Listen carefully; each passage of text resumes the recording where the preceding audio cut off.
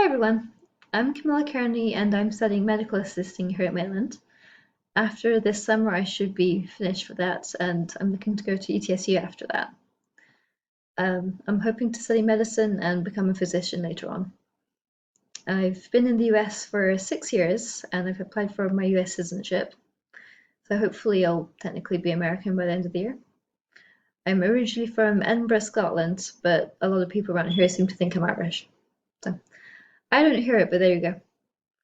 I've got three brothers, one sister, the youngest of which is 20 years younger than me, which is pretty impressive age gap.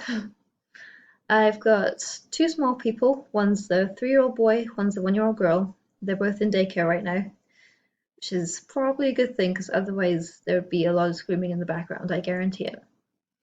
Okay, I'm interested to see what's going to be in this course. I've heard good things from people who've taken it before, and I've heard it's a lot of fun once you get used to being in front of people or being in front of the camera, whichever version you did.